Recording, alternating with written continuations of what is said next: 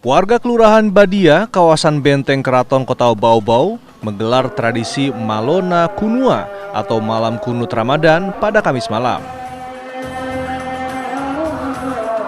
Tradisi ini digelar di dalam Masjid Kuba yang merupakan masjid tertua peninggalan Sultan Buton ke-29. Tradisi Malona Kunua dilakukan untuk menyambut malam ke-16 Ramadan. Malona Kunua diawali dengan sholat tarawih. Kemudian di rakaat terakhir sholat witir diselipkan pembacaan doa kunut. Selanjutnya ratusan warga ini melaksanakan makan malam bersama dengan hidangan makanan khas tradisional. Ada lapa-lapa, ayam kampung, waje, onde-onde, hingga baruasa. Tradisi Malona Kunua merupakan peninggalan nenek moyang mereka sejak abad ke-16. Mereka meminta diberi keselamatan dunia akhirat, iman yang kuat, umur panjang, rezeki melimpah, serta terhindar dari segala malapetaka.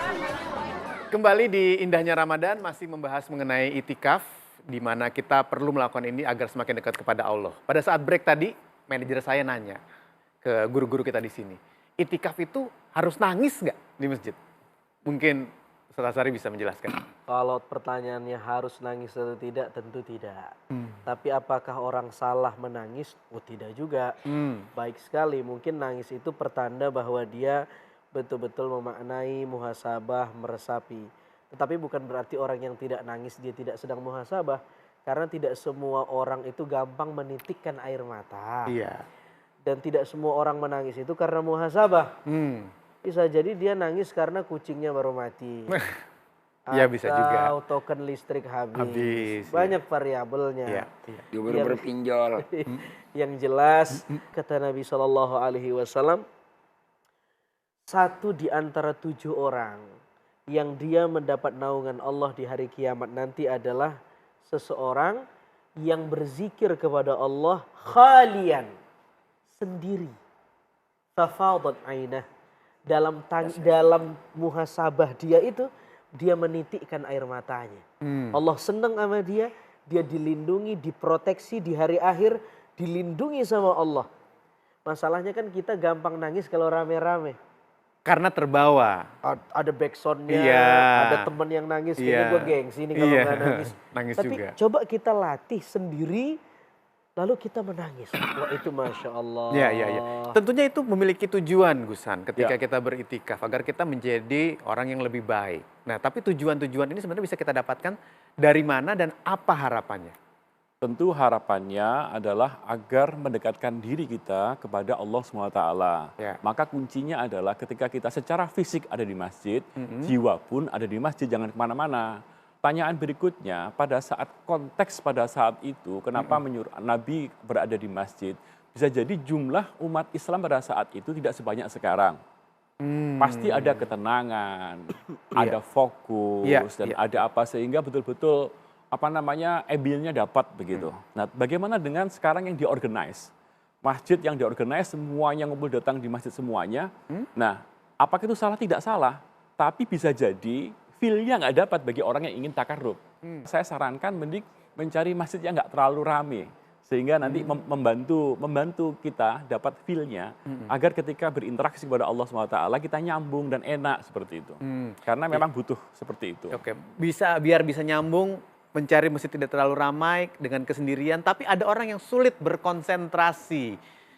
Sehingga ketika dia sudah sendiri, mau beritikaf, pikirannya masih kesana kemari. Kiai, Oke. ini bagaimana nih biar kita bisa fokus, Kiai? Pertama, baginda Rasul Nabi kita Muhammad SAW berikan satu wasiat. Taksiru min dzikri hadimil lazat. Begitu kita ingin mendapatkan kefokusan dalam zikir, Nabi mengingatkan kepada kita, apa sih yang utama kita ingat? Taksiru min dzikri hadimil lazat. Banyak-banyaklah ingat kamu tentang nanti akan terjadi hilangnya kelezatan hidup. Orang kalau udah mikirin mati, dan orang teringat mati, mau sakratul maut, pasti dia mikir semua pun kita bakal mati. Masya Allah. Saat itulah akan mendapat satu pengenalan diri kita. betapa kecilnya kita, betapa tidak ada artinya kita, betapa lemahnya kita, betapa tiada berdayanya kita. Di saat itu pada waktu ingat mau sakratul maut. Ya, ya. Sampai Rasul aja berdoa, Allahumma hawin alaina fi sakratil maut. Jangan dianggap yang namanya sakratul maut itu yang kita akan hadapi. Ini kan rahasia.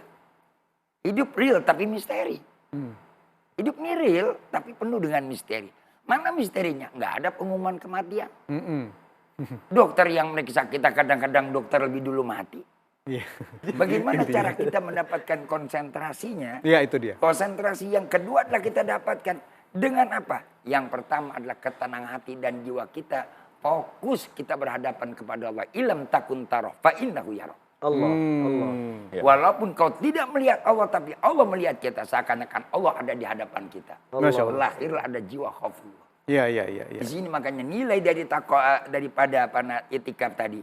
Menanamkan jiwa khawfullah. Agar manusia takut kepada Allah. Dia selalu berhadapan dan diintai, dilihat oleh Allah. Allah tuh mah mengetahui apa yang kita perbuat. Ada, tidak ada. Nampak atau enggak nampak. Jauh maupun dekat.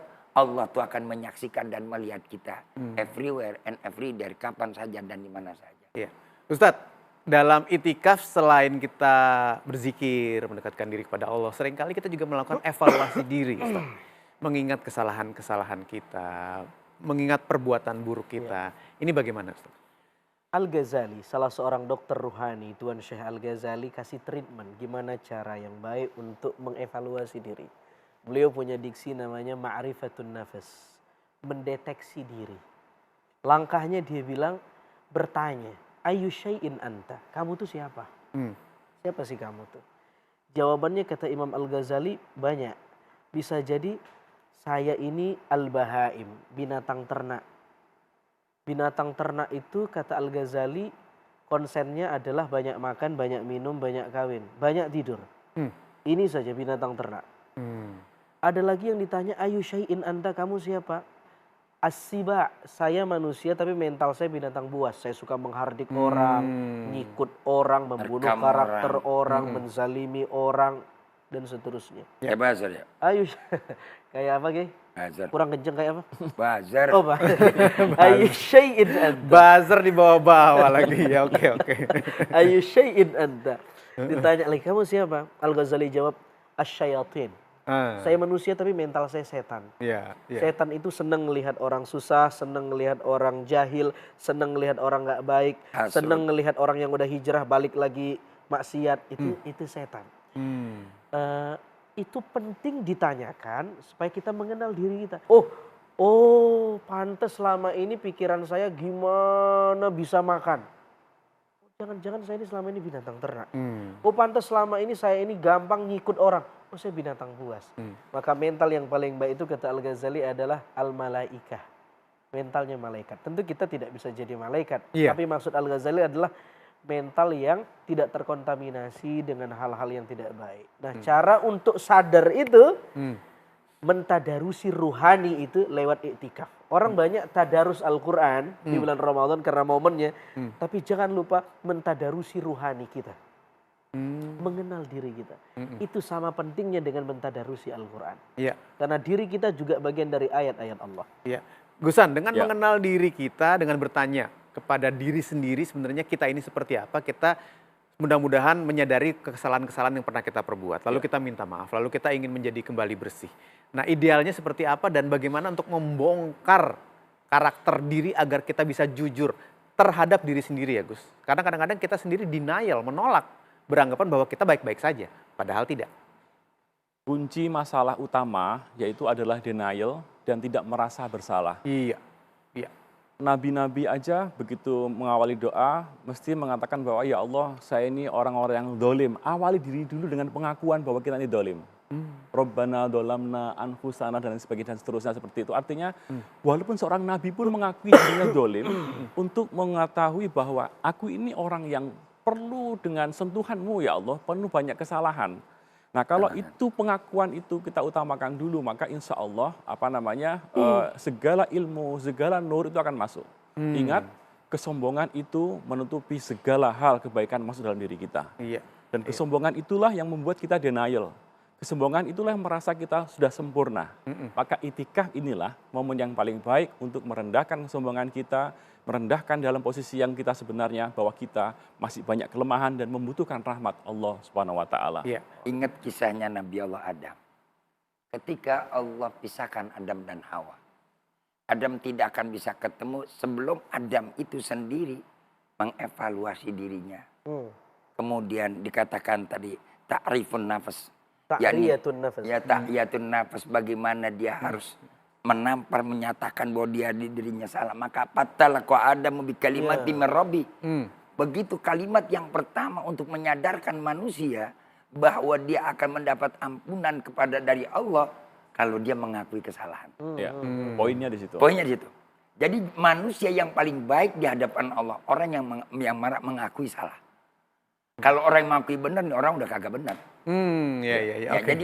jadi itikaf itu melatih orang mengaku salah. Nah itu, dan dimulai dari itikaf. Iya. Melatih orang mengakui kesalahan, agar bisa bicara kepada diri sendiri, menyadari kesalahan-kesalahannya, minta maaf, minta ampun, lalu mendekatkan diri kepada Allah. Mudah-mudahan itikaf kita diterima pada kesempatan kali ini.